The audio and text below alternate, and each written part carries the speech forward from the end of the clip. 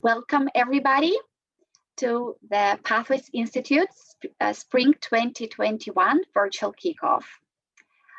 My name is Anastasia Petrovska and I'm the director of Pathways Institute. During the meeting, we'll have microphones and cameras off. If you have any questions, please ask them in the chat. Today, Barry Gordon, Pathways instructor, is helping to host the meeting from the technical side, as well as Sharon Blau. I appreciate your help today. If you have any technical issues, please contact the technical support team. You will see their phone numbers in the chat. And first, before we start with course introductions, I would like to express my sincere words of thank you to everybody who made Pathways kickoff event happen and the Pathways Spring 2021 term happen. First of all, to innovative instructors who volunteered to present the courses under challenging circumstances, to advisory board and curriculum committee members, both at Messiah Lifeways and Landis Communities, for their ongoing guidance in developing and improving the program.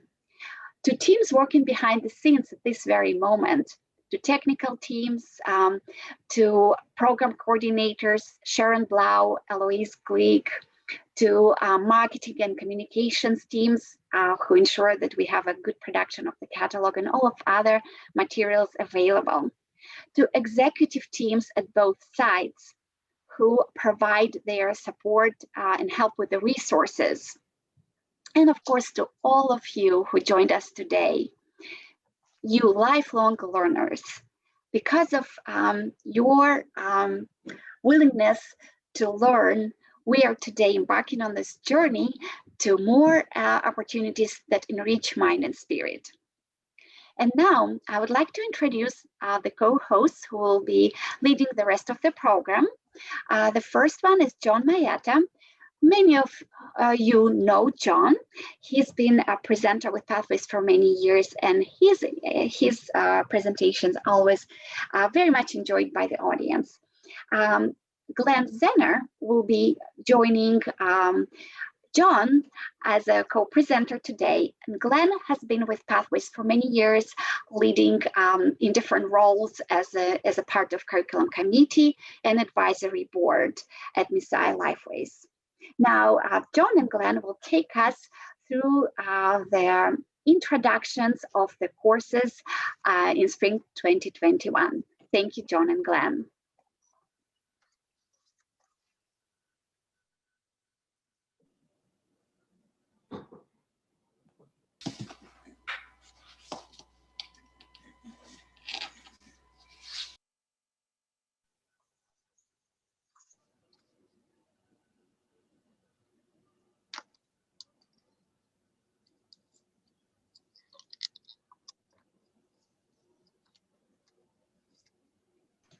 Glenn, you're up. Okay, this is Glenn, and I'm one half of the team. And we have an explosive start today with Rick Obley, who will be presenting a course on the quaking, shaking, and explosive earth. Rick. Hi, yes, I'm going to be talking about the quaking, shaking, and explosive earth. What we're going to be talking about in this presentation is the theory of plate tectonics. And we'll go back in time a little bit and see where that theory developed and some of the evidence that we have for it. There's both some fossil and some rock layer evidence. We're going to take a look at some of the boundaries, the types of boundaries that are involved in the theory of plate tectonics. And so we'll gain a good understanding of that. When we're finished talking about the plate tectonics, we're going to delve a little bit into volcanoes and earthquakes. With volcanoes, we're going to take a look and see what is the cause of volcanoes. Why do they happen? What are the different types of volcanoes? And why do they happen where they do? There seems to be a pretty good reason for it. and that reason is tied into the theory of plate tectonics. Pretty much the same could be said of earthquakes. Where they are located is mostly because of plate tectonics. So we're going to take a look at earthquakes, some of their causes, and we're going to end up mapping out how we determine where the location of an earthquake is. So come and join us and get an understanding of plate tectonics, earthquakes, and volcanoes. Thank you. Rick will also be presenting on naked eye astronomy. Well, here I am again. Naked eye astronomy. Yeah, you go out in the evening, look up at the night sky, and there's lots of stars out there. But where are the constellations, and how did they come about? So we're going to take a look at that. To start out, we're going to talk about some of the terms associated with astronomy. We're going to look at the size of space and look at some numbers, the amount of area that we're looking at. We'll get a good description of the celestial sphere, which is the dome that we can imagine, the dome that sits over the Earth where all the stars are placed. And then we will delve into how to find various constellations, some specific stars that are well known, and how you can locate them. So we can move around the sky. You go out and you can and look and find certain things at different times of the year. We'll also take a look at some mythology, and each person's going to end up with a star chart that's going to help them when they go outside to look at the night sky. I hope you can join us, and we'll get a good understanding of what's out there. Thank you. Thanks, Rick. Mary Bach will be sharing a session called Getting Your Money's Worth. I don't believe Mary will be joining us, but she will be including in her conversation what is taxable or not in Pennsylvania, product downsizing information, and how to shop savvy. Mary will also be presenting a session called Imposter Scams, It's Your Money. She will reveal some of the common scams that we face and how to protect oneself.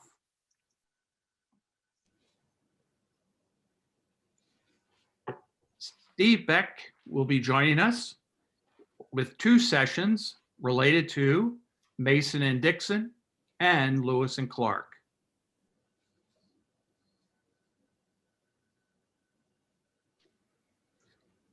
Steve is not with us today. He is not with us today. Okay. In Steve's session, he will be discussing the explorations that have occurred throughout the early history of the United States, those of Charles Mason and Jeremiah Dixon, as well as Meriwether Lewis and William and Clark, are among the most remarkable in terms of purpose, execution, and duration. This class will focus on the historic and geographic factors of the questions of who, what, where, when, and why, and the technological considerations of the how question.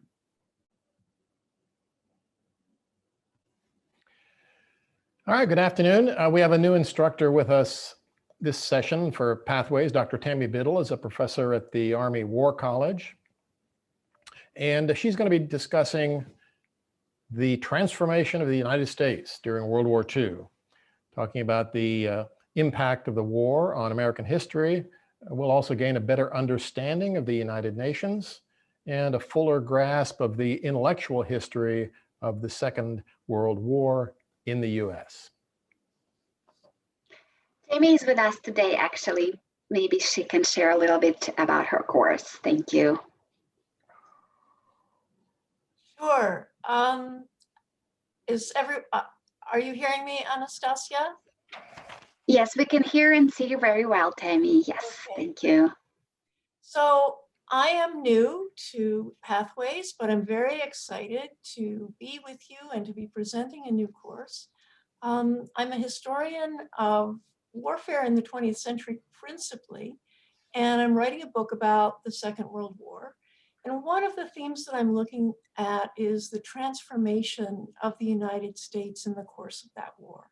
We went through a lot of change as a nation during the war, but one of the changes that we went through certainly was about the role that we should play in the world. So in a few short years between 1941 and 1945, we went from a nation that was leaning isolationist to a nation that would step up and play a major role in the development of the post-war economic and political order. So what I'm going to talk about in this lesson is how that debate took place.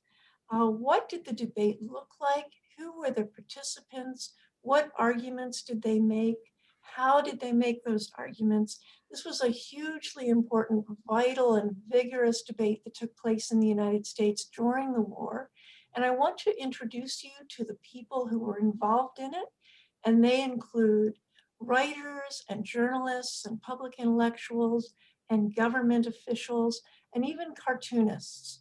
So I want to bring all that back to you and bring it to life and help you understand this incredibly important transformation that our country went through between 1941 and 1945.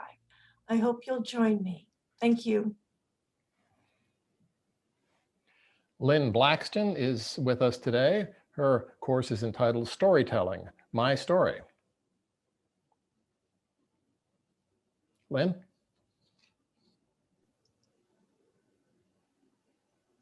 Did it come on? I started it. You're up, Lynn. No. We can see and hear you. Oh, okay. Hi. My name is Lynn Blaxton, and I am going to be doing my story storytelling. And the first reason for it being called My Story is because I started thinking back to the things that had happened in my life. And so I decided to do an autobiographical one-woman show. And from that, I started writing and producing, and then I performed my own autobiography up until the age of 21. And with doing that, I then started researching other historical people and presenting, writing, developing, and producing their stories. And so with the My Story storytelling, I would like to share with others how they would go about just thinking about stories that are so dear to them, and how to develop them and then produce them, and to either do a oral recording of those stories, or either to do a small chapbook, or just to write a story to have it in their possession. So I hope you'll join me for My Story storytelling, and be able just to bring back some of those stories that you remember, stories that are so dear to you about family members, friends, and just to be able to share and to go back to a time that you treasure and the stories that you remember. Thank you. Dr. Ken Brubacher is with us. He and Marcy Rittenhouse will be offering a course, a live course at Messiah Lifeways only, entitled Physiological Changes in Aging That Impact Nutrition. Ken? Thanks, and welcome everybody. So I just want to introduce Marcy a bit, in that she is a registered dietitian and she's a certified specialist in geriatric nutrition. She and I will be both co-presenters. Our goals include supporting our residents and their families as they manage challenging nutritional and eating behaviors, which are very common in frail elderly, particularly frail elderly that have cognitive impairment too. We will be describing how aging, particularly over 70 years of age, as well as common medical problems, and believe it or not, medications can contribute to poor nutrition. We will also describe ways to achieve daily protein needs that, by the way, increases as we get older, as well as manage weight loss, two common problems in frail elderly. So our goal is to engage the audience, and we will be inviting questions throughout the seminar that attendees may have regarding the care of their loved ones, neighbors, or friends when they have difficulty with consuming adequate food and nutrition. And by the way, during our seminar, Marcy will be sharing some condiments to taste and appreciate how condiments can play a major role in making food taste better for elderly people. One of the reasons why that's a problem is that we lose our taste buds as we get older. So anybody that's interested in nutrition, particularly among the elderly, we would love to have you join us. My pleasure this afternoon to introduce Dr. Galen Buckwalter to Pathways Institute. He will be presenting 3 sessions on the science of thriving. Dr. Buckwalter. Pleased to be here. I'm coming from Sierra Madre, California, but you can see where my loyalties still lie. So much of psychology has been presented and has dealt with negative conditions that you see. You think about going to a psychologist when you're having depression or anxiety or some other negative event in your life.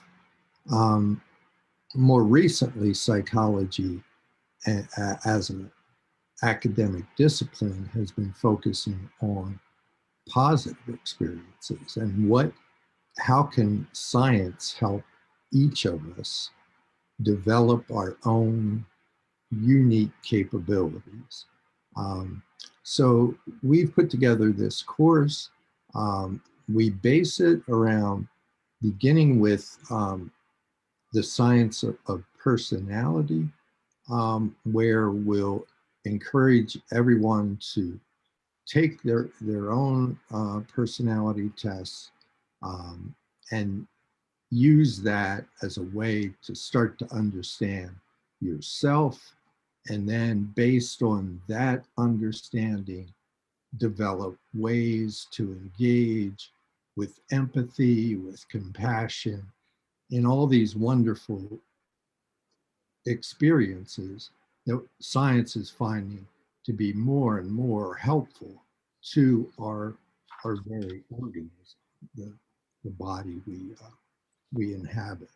So it's some new stuff, but hopefully it'll be some really helpful stuff.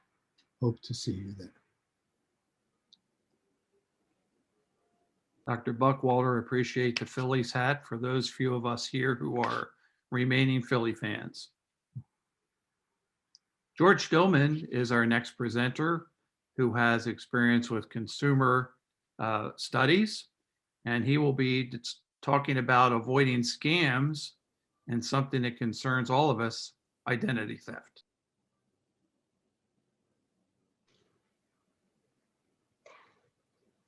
Glenn, George is not with us today. Okay. Mr. Dillman will be taking a look at ways that people's identities are stolen or compromised, what you can do if you find you've had your identity stolen, and how to stop theft from occurring. He will also review common scams and frauds that we face.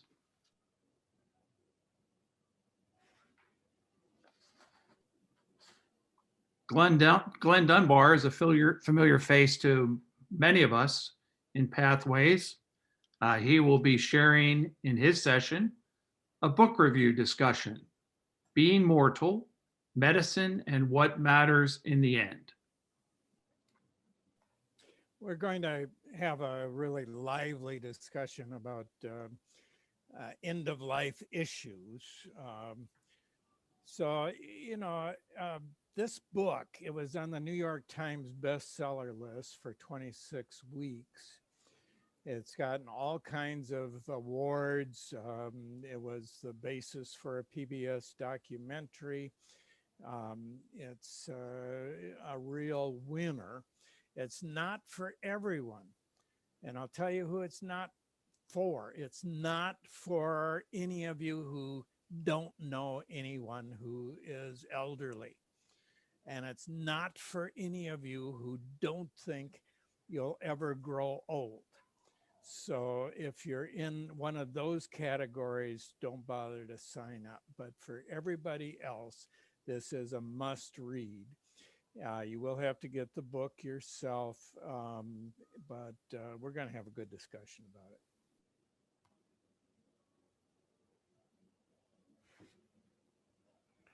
Dr. John Eby is with us today. He'll be presenting a course entitled Understanding Race and Dismantling Racism. Dr. Eby.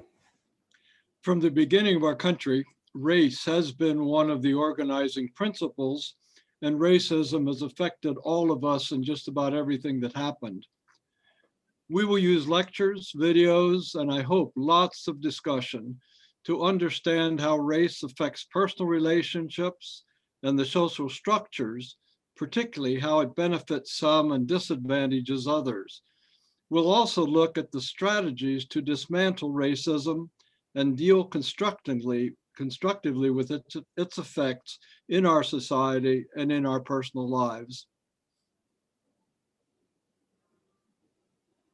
Thank you, John.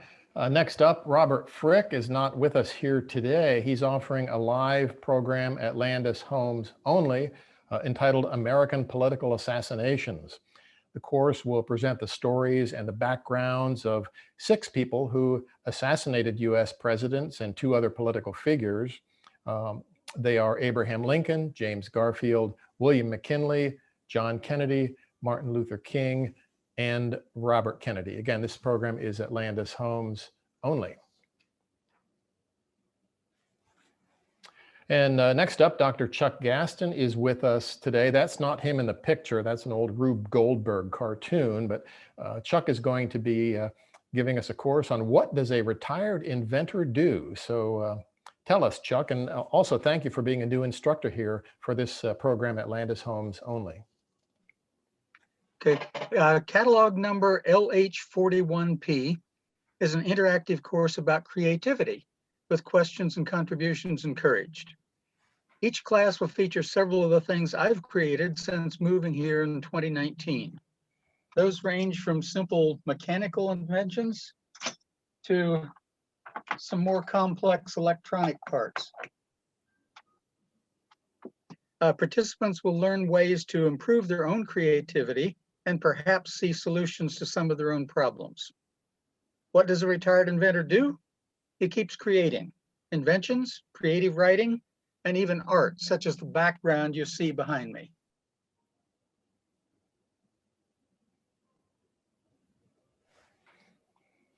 It's my pleasure to introduce Dr. Roger Godin, familiar face to many of us. Roger will be sharing 6 sessions on the Hollywood Dream Factory, a history of Hollywood, studios in the golden era. Roger. Nice to see everybody here today, and a big crowd joining us. I'm not seeing my picture there, so I assume you guys could see it. But in the 6 sessions, in the first 5, I'll be dealing with the 5 major studios: MGM, Paramount, Warner Brothers, RKO, and 20th Century Fox. And in the final session, I'll be looking at the 3 smaller studios, which are Columbia, Universal, and United Artists. And we'll be looking at how each of these studios had a very distinctive personality and types of films that they made. We'll be looking at their stars, the directors, the other creative people who worked in those studios, and the people who ran those studios. So it'll be a comprehensive history of Hollywood in the 30s and 40s, which was really the golden era.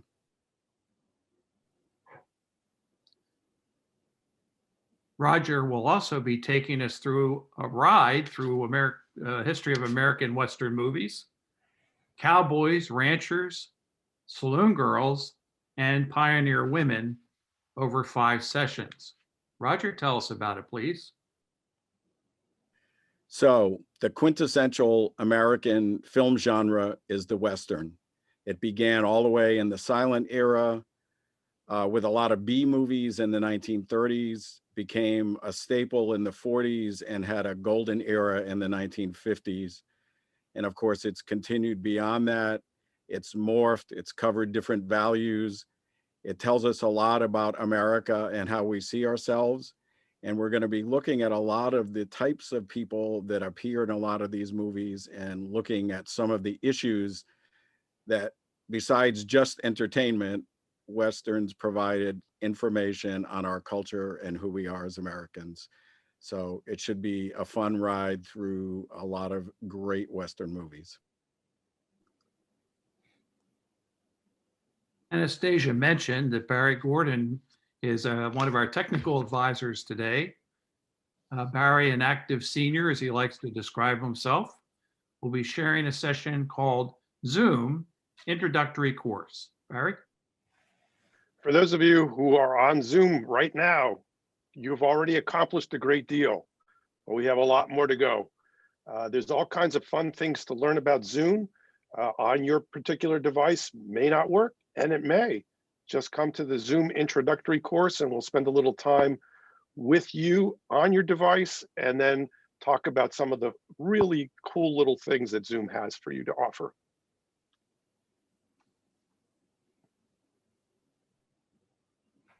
Cheryl Harmon will be discussing an anthology of women poets and housework, and this will be offered live, Messiah Lifeways only.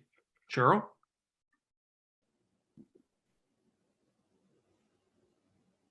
Hello. Attendees will be seeing a PowerPoint presentation as I present a selection of poems from an anthology of poets about domestic work. The poems remind me of my mother, grandmother, aunts, and friends who maintain a dignified home for themselves and for others. Attendees will have a chance to share their experiences. And it is some kind of thing that I think people will enjoy, and I hope you'll enjoy me.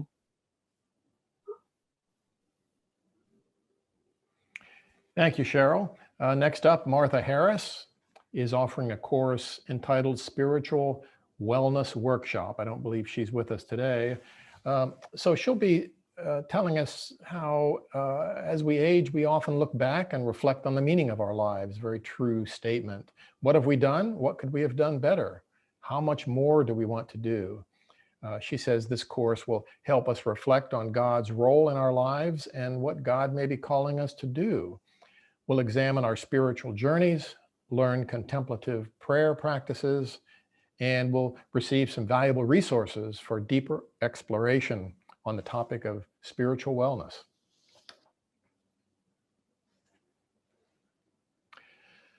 Randolph Harris, a journalist and historian, will be offering a course entitled Underground Railroad Origins in Lancaster County and Southeastern Pennsylvania. This is a live program at Landis Homes only.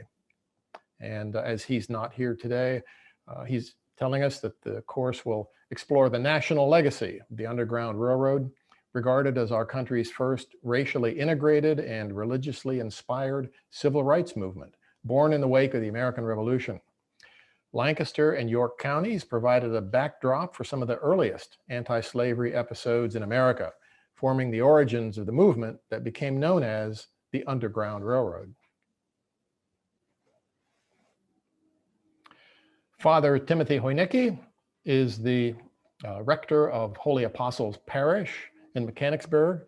His course is entitled An Introduction to the Orthodox Church, 3 sessions exploring the history, practices, and traditions of the Orthodox Christian faith. Presentations will include a basic approach to the Orthodox belief system and way of life as lived out by followers of this ancient faith.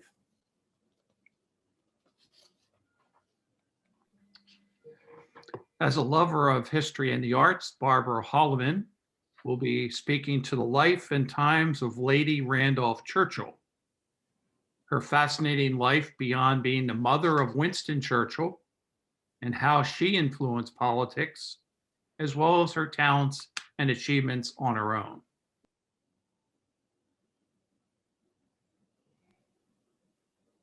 James Jekyll will be sharing a session called Why a Scientist Believes in the God of the Bible. James, are you with us? I'm with you. Can you hear me? Yes, sir. Go ahead.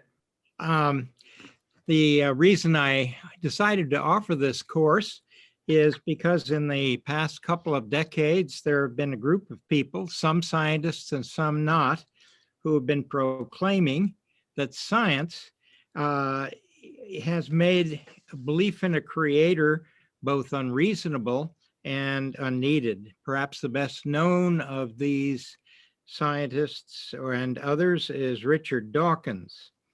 But they ignore the fact that historians of science agree that our modern experimental science began only in the Judeo-Christian West, that its appearance and success are directly due to the assumptions of the Judeo-Christian beliefs, so that the Christian faith and the Jewish faith indeed are the foundations of modern science. Secondly, although religious beliefs can be neither proved nor disproved by the methods of science, there is powerful evidence in many fields as to the basic claims of a creator God. We will examine evidence from scripture, philosophy, cosmology, physics, and biology that point to the truth of a creator. Even the leading atheist philosopher in the West during the last half of the last century, Antony Flew, came to believe in a creator because of the scientific evidence. And I don't know if you can see me, but I have a copy of his book here. But we will proceed on the basis of the motto of Christian philosophers in the Middle Ages, in Latin, credo uti intelligum, which means I believe in order that I may understand. Now, you will not need to have a background in science or philosophy to understand this class or to ask questions, as I think people who have come to my previous classes there realize. I hope there'll be many and that I'll see many old friends. Thank you. Dr. Craig Jergensen, a retired clinical neurologist, will be teaching about epigenetics, how environment shapes our genes. Dr. Jergensen? Thank you, and good afternoon, everybody. This course is labeled ML22-V in the booklet, in case you want to refer to the document. But I'm going to talk about a subject called epigenetics. Everyone's familiar with the word, of course, genetics. It started with the scientist way back whose name was Mendel. He was an observer, and he sort of did the observational aspect of how we understand how we inherit traits and characteristics. Genomics is a more recent science, has to do with the function and form of chromosomes and genes, and also their mapping. That's what genomics is. We're all familiar with the two reference zones or realms of nature and nurture. The nature, in short, has to do with our physical characteristics that is governed by our chromosomes that we have no control over, the chromosomes that we inherit from our parents, basically. Nurture is something very, very different. It has to do with our individual characteristics based on our experiences and our exposures over the course of our life. This epigenetic is the science that has to do with our nurturing, what makes us individuals. Even though from a genetic standpoint, we're all identical, we're all the same. We all have the same gene map, you might say, as human beings. But the reason we're all different is we have something called epigenetics that makes our exposures and characteristics and our that we're exposed to over the course of our life unique to each and every one of us. So I'm going to talk about that. Much of the epigenetic story started with a very important event during World War II, at the end of World War II, called the Dutch famine, where the people of Netherlands were starved, and the children who were born during that time all had subsequent medical and personnel and psychiatric illnesses, all related to their unfortunate circumstances during starvation. That's what led to the field of epigenetics, and that's when I talk about the how we understand the difference between our nature and our nurture. Both, of course, are required for our living. And I think it's going to be an interesting way to look at that, how we develop personally, individually. Thank you. Timely topic that Dr. Jergensen will also address will be how pandemics have hurt and helped the course of history. Right. I thought this would be a very good time to talk about the history of epidemics and past pandemics in our world history and in the history of life. It's very, very timely in that sense. But of course, epidemics and past pandemics have shaped our civilization from day one. In the Middle Ages, when you didn't know what disease was, we used to be something called miasma, which has to do with the toxicity of air that we didn't know anything about, germs at that point. And it took many centuries and things for us to find out that there were infectious elements causing disease. That's a lot had to do with Louis Pasteur, who determined that and showed microscopically that many of our diseases and things are acquired in the form of infections. So the hurt and the help of this thing has to do with, in fact, over the course of history, epidemics and pandemics have hurt civilization in inestimable ways, and such that it wiped out entire civilizations. Only recently have we come to the time, thanks to science, where we've had help in understanding how diseases happen, and we can have the science to help us invent vaccinations.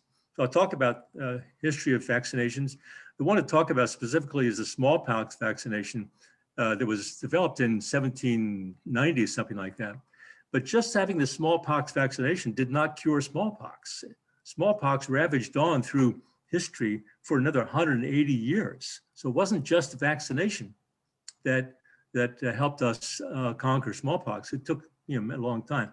The rest of what it takes to heal people during a pandemic is public health measures, governmental leadership, and departments of public health that help people to adjust to illnesses and help themselves in preventing spread and preventing infections among different populations.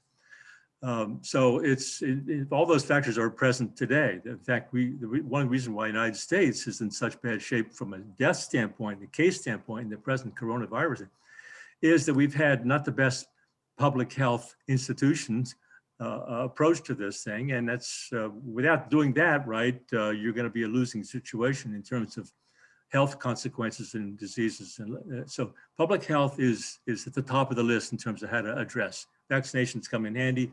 So we'll talk about the spectrum and how all that makes good sense for our survival, basically.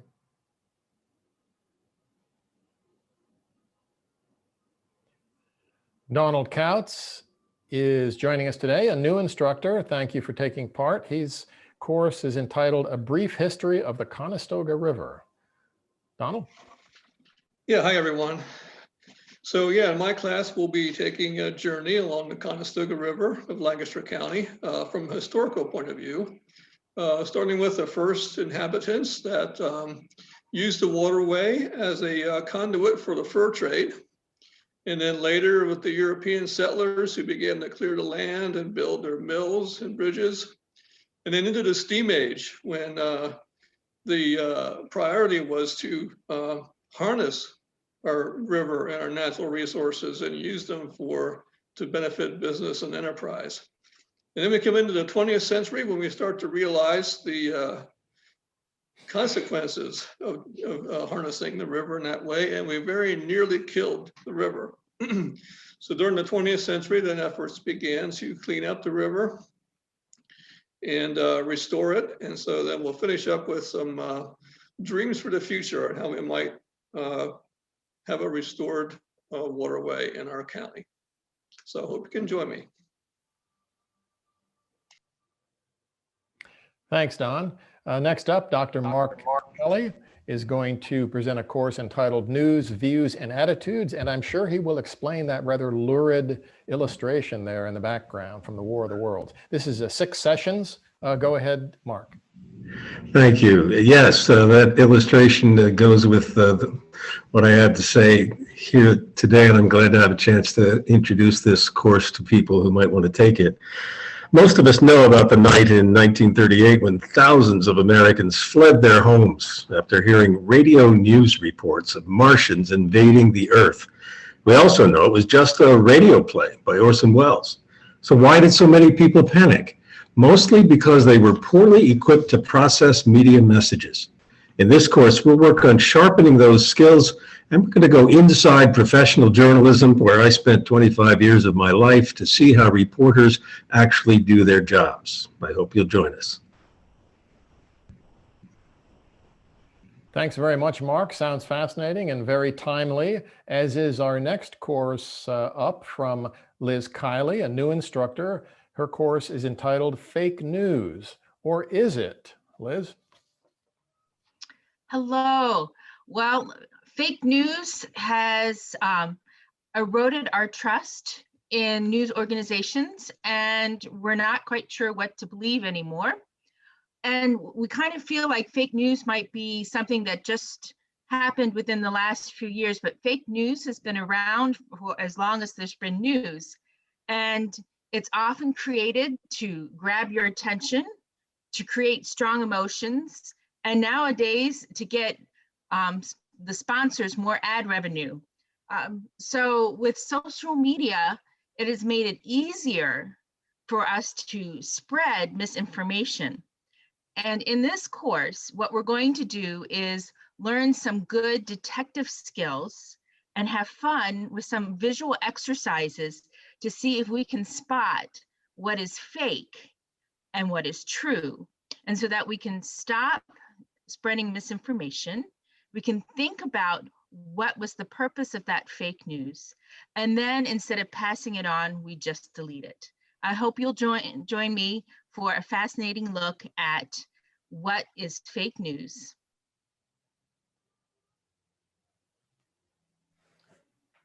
Dr. Richard Kleindinst will be presenting 6 sessions live at Messiah Lifeways only. A former music educator, he will be discussing the lives of Mozart and Beethoven as depicted in film, fact or fiction. Dr. Kleindinst.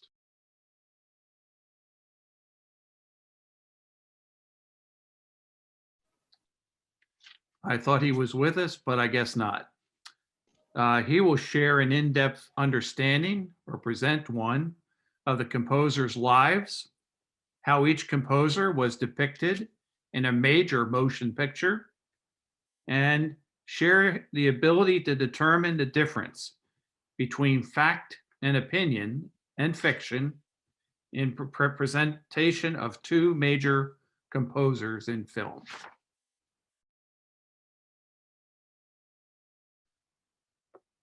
John Craybill will be joining us as a former farmer and pastor. With homes and farms were threatened, 1942 and 1952. John?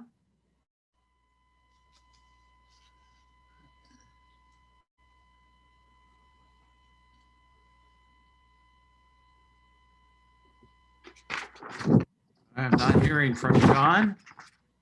This will be live Atlantis only. In 1942, the United States government made plans to seize a large portion of western Lancaster County to install an ammunition plant following the start of World War II. Residents began to realize that they might have to move and find another place to live and work. However, an unexpected turn of events thwarted the project, and strange as it may seem, 10 years later in 1952, the government again made plans to seize the same area to build an Air Force maintenance and supply depot. This project was also thwarted, but for a different reason. You'll want to come and find out why. I'd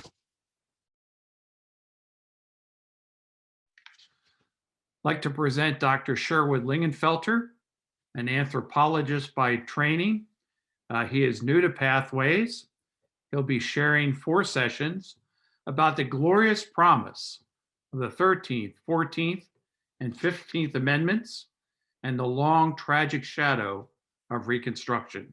Dr. Lingenfelter? I don't think Dr. Lingenfelter is with us today. And my apologies, I didn't unmute Richard Kleindinst and John Craybill in time. My apologies.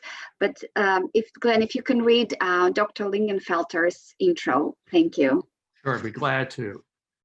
Dr. Lingenfelter will share about the story of an escaped slave and a president for white men, Frederick Douglass on Abraham Lincoln, a reactionary president and a radical Republican Congress, Andrew Johnson and the 14th and 15th Amendments, an affirming president disarmed by corruption, the shadow darkens, Grant, Hayes, and Tilden, and the Wilmington Massacre of 1898, the triumph of Jim Crow, the end of the Republican dream for Black Americans.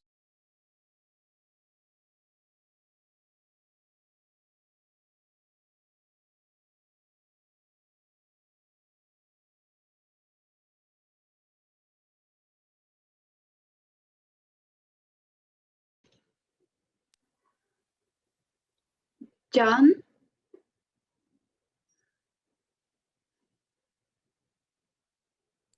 I'm not sure. Is everything? Here I am. Thank something? you. Oh. Operator, headspace, and timing issue. Thank you. Yes, I'm here. That's me. And you also see me on the screen.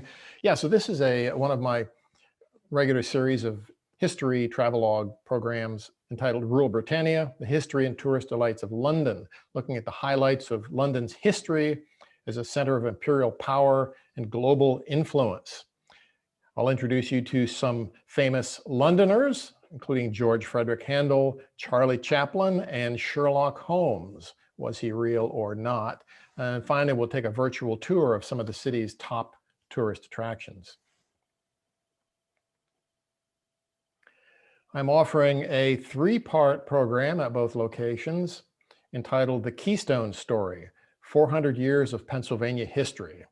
So I'll present the highlights of Pennsylvania history, everything you should have learned in 8th grade in Pennsylvania and probably forgot. I'll enable you to better appreciate the diversity of Pennsylvania's culture, from the pretzel to the Pennsylvania polka, and some of the historic people who made Pennsylvania the great Keystone State, from Benjamin Franklin to Mr. Rogers. And at the end, we'll be visiting some recommended museums and historic sites across the state.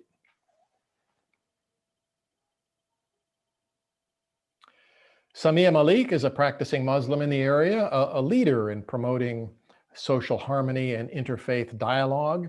She's returning to the Pathways stage at Messiah Lifeways Only to present a basic guide to Islam. She'll be exploring and enhancing our understanding of one of the world's major religions, dispelling some of the myths about Islam, and enabling us to rid ourselves of any fear we might harbor towards the other.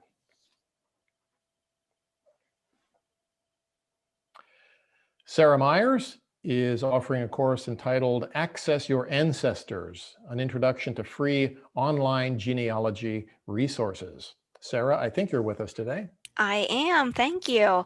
Yes, so my class on genealogy resources online is LH28V. And I'm really excited about sharing what free opportunities are available online. Genealogy is a huge business right now, and some of those subscriptions can get really costly. But they are mostly using public records, which are free to use as long as you can find them. So I will talk about what sort of resources are out there and how you can get them. And then I will also be sharing with the class some resources so that you can keep all of your finds and discoveries organized, because it's not very useful to communicate what you find if it's a big mess in a big pile or saved on a flash drive somewhere. So I will provide some resources to help, keep track of all of those cool ancestors that you find up your family tree, and we will see what discoveries we can make together.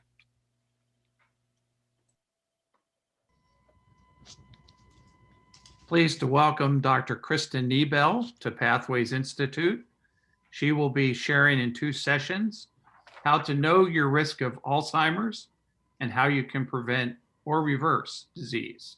Dr. Nebo? Hello, thank you. I am a geriatrician in the Lancaster and larger area, and I will be presenting some of the things that are probably lesser known about how do you develop or what are the risk factors for Alzheimer's, and that over 50 different things that can contribute to your memory loss or cognitive decline can actually be identified probably 20 plus years before the disease takes place. And so that gives us a lot of time and opportunity to make changes in critical areas of our life and hopefully live a little bit longer with a better preserved mind. So I look forward to that.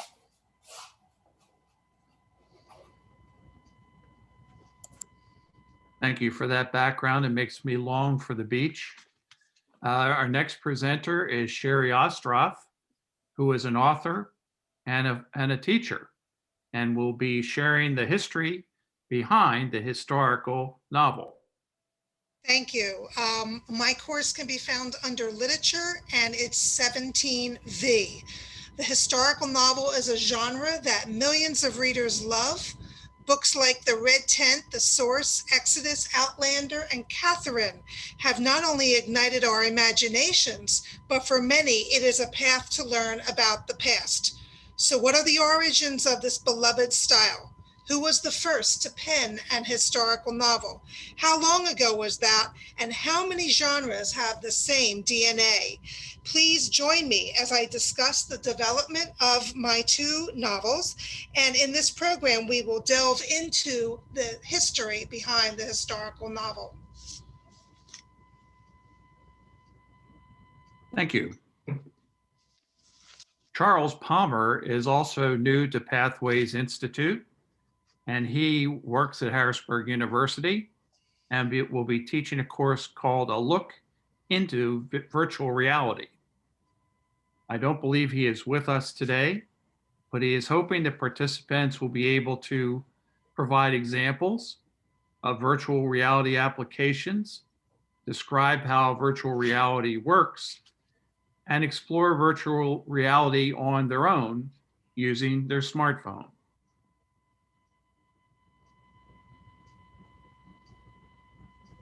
Alessandra Perkins is the wellness manager at Messiah Lifeways. She's presenting a course entitled Nutrition Unplugged. She'll give us an opportunity to learn how diets are misleading and what we really need to eat in order to have a well-balanced diet. She'll show us how to take control over what we put into our bodies. She'll help us become smarter shoppers and make better choices to sustain our health and vitality.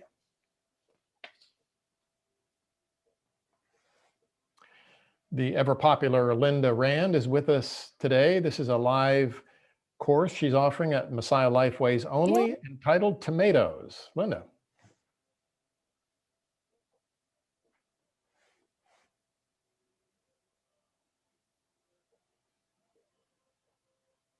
Linda, I think you need to mute yourself. I asked Linda to unmute herself. Yeah. Just give a few more seconds if she's not able to. I guess, John, maybe you can read. Okay, now can you hear me? Yes, we can, Linda. You're up. Okay, great.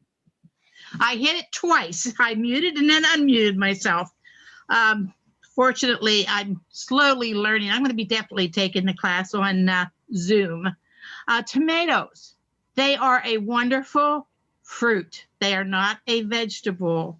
They're full of a lot of nutrients and everything that we need, and we're going to talk about that in the class. Just a little tidbit of, an FYIs. In the 19th century, tomatoes were called the apple of love in France, the apple of paradise in Germany. In England, it was considered poisonous. Americans consume about 24 pounds of tomatoes each year. Our skin's going to start to look red. So tomatoes are just something we're going to look at the history, the nutrition, and some great recipes. And believe it or not, you're going to get to try tomato jam. Who ever heard of jam made with tomatoes? Well, it is very good. I'm looking forward to teaching the class. It's ML42, and enjoy it. Now, this is a note to everyone. If you have tomatoes in your refrigerator, please take them out. Tomatoes do not like the refrigerator, and they lose a lot of their nutrition. They're best left on a counter. Thank you. Thank you. Great advice. Duly noted. Next up, Dr. Susan Rimby will tell us about her course entitled Myra Lloyd Dock, Conservationist and Advocate for Women. Dr. Rimby. Good afternoon. Participants in my course will learn how Pennsylvania women were involved in the conservation movement, why Myra Lloyd Dock was the first woman in the world in a public forest commission, and how other reform movements overlapped with women's suffrage. The course will connect local, state, and national history. I hope you'll join me.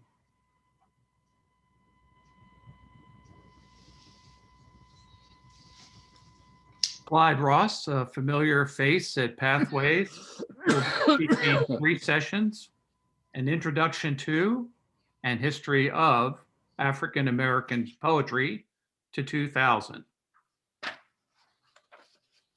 I don't believe Mr. Ross is with us, but he will give us a better understanding of what poetry is and does, what the experience of American Black people has been related to poetry, and hopefully develop an appreciation for Black poets, letting ourselves love, laugh, and cry with them.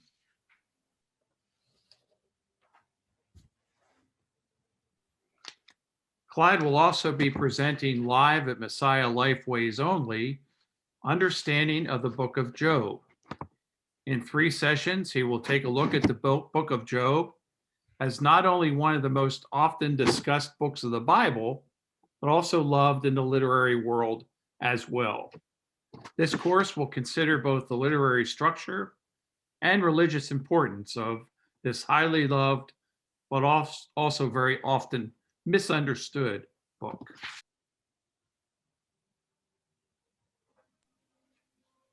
Albert Sarvis is new to Pathways, and he will be teaching a course about the digital Harrisburg project. Again, I don't think Mr. Sarvis is with us, but this course will be about the digital Harrisburg project. In partnership with Messiah University, they have compiled multiple data sets, which include census data, building footprints, and Sanborn maps. Ultimately, they're developing an online interactive web map. As a result of the analysis performed, trends of ethnicities and race movements across the city became apparent. This course will look at the population across Harrisburg from 1900 to 1930, exposing individual resident details such as race, immigration status, and employment, as well as the patterns and trends of this population through time.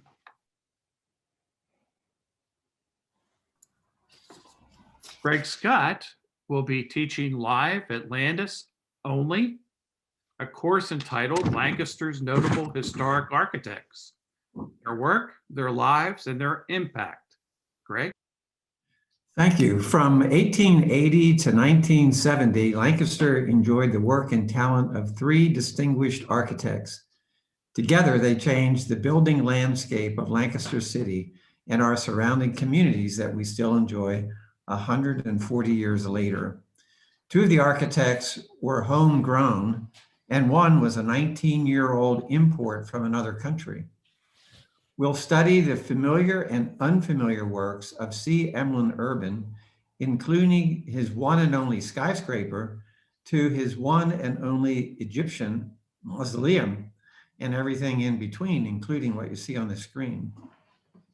For the second course, we will learn about the 19-year-old British sensation, James H. Warner, who designed our Central Market and the Hamilton Club when he was only 24 years old. Mr. Warner rocked the city and our surrounding suburbs for a tumultuous 10 years before mysteriously disappearing from the scene in 1901. Find out why. Lastly, we'll learn about the national acclaim that architect Henry Y. Shaw received with his innovation in school design, including our very own J.P. McCaskey High School in 1938. Find out why Henry was beloved by all who knew him, young and old alike. And on occasion, the paths of these three architects would cross and their tempers would flare. After all, they were fishing in the same pond at the same time. Thanks to Lancaster newspapers, we will chronicle their good behavior as well as their sometimes bad behavior throughout their history. Please join me for a fun, educational, and entertaining series in May. Yes, you've got to watch out for those dueling architects. Can't trust them. Okay, great. Alan Shirk is offering a program entitled The Story of Victor F. Weaver Incorporated. Nobody knows chicken like the folks at Weaver. Alan, tell us about it.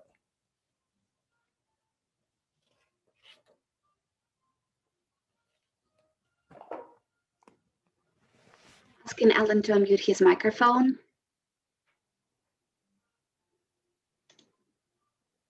Yeah, Alan, you're unmuted. Okay, sorry. Victor and Edith Weaver sold poultry at their small market stand in Philadelphia area.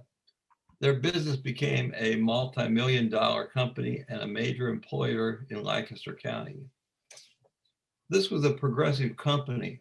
It introduced new products. It provided language classes for Puerto Rican employees and other persons of color. Victor and Edith were business partners from day one. They gave generously to church and other organizations. Victor was a charter member of the Phil Haven Hospital Board and served there for most of his life. He also helped to begin the Hispanic Mennonite congregation in New Holland. Thank you.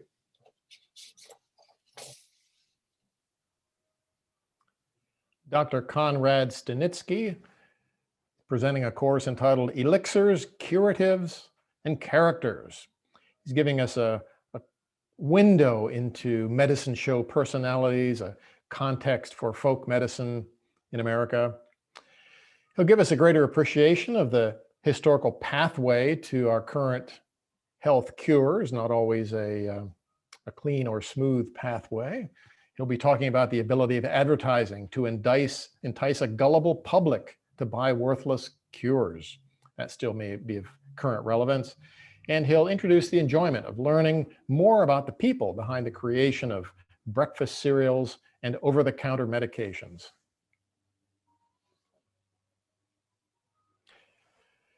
Michelle Stipe is offering a course at Landis Homes only, live. It's entitled Eating for Energy. Michelle? Hi, everyone. In this class, we'll view wellness holistically, meaning we'll consider not only what foods you eat that increase or decrease your energy levels, but also other areas of your life. This class will be interactive, part lecture and part working in small groups. In addition to learning about specific foods that increase and decrease energy levels, we'll identify areas of your life that are currently draining your energy. As part of the class, you'll also create a personal action plan to jumpstart your goal of increasing energy levels. I'm looking forward to having you join me in person in May. Thanks.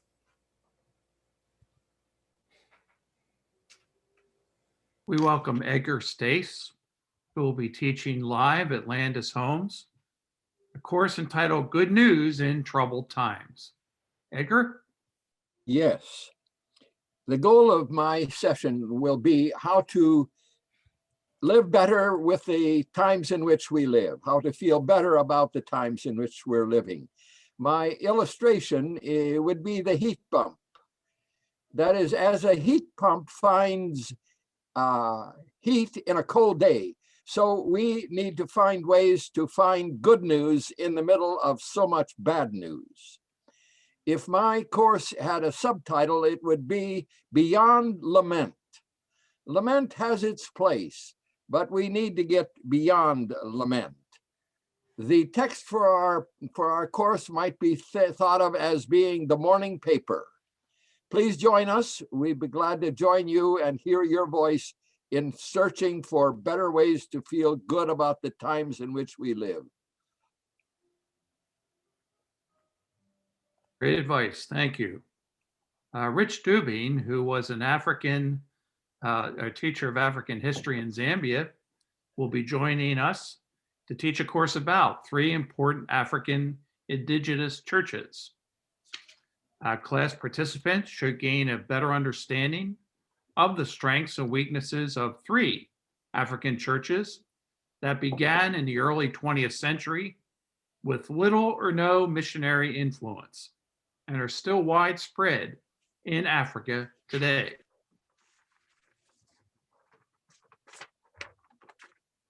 Next, we have a husband and wife tandem, John and Janet Weber, who will be teaching about cycling tandem on New Zealand's South Island. This will be live at Messiah Lifeways only. John and Janet? I don't think they're with us today. All right, in place of John and Janet, I will share with you that the participants who attend their session can expect to learn of the scenic nature of beautiful New Zealand's South Island and the challenges and joys experienced while riding tandem on the island, including a stunning aerial video of Fjordland. Joyce Wilder is with us today to tell us about her course entitled Life Inside a Beehive. Joyce? I hope you'll join me for a fascinating class about the life of the honeybee. In this class, we'll explore how bees see color and motion with their 5 eyes. We'll also find out how they know which flowers still have nectar available and which ones are empty. We'll also explore how the bees dance to tell their hive mates where to go to find those best flowers. We'll learn what makes one garden more attractive to bees than another. Hopefully after this class, you'll view bees with increased wonder and awe. We will indeed. Thanks a lot, Joyce. And last but certainly not least, Bob Weibel is offering us a portrait of the maritime provinces of Canada, showing us some points of interest to include on our bucket list in Canada when we're able to travel there again. He'll be showing photographs of puffins, whales, the Bay of Fundy, Peggy's Cove, Green Gables Heritage Site, much more, and also giving us a brief history of the Titanic, as presented at the Maritime Museum in Halifax, Nova Scotia. He'll be talking about the hospitality rendered at the Gander Airport on 9/11. He'll talk about the first wireless communication across the Atlantic Ocean and much more fascinating history, scenery in and about the maritime provinces of Canada.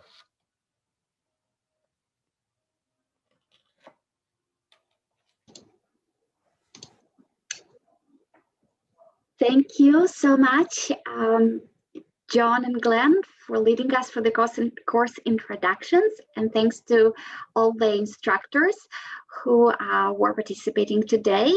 Apologies if we missed somebody who didn't get to speak yet.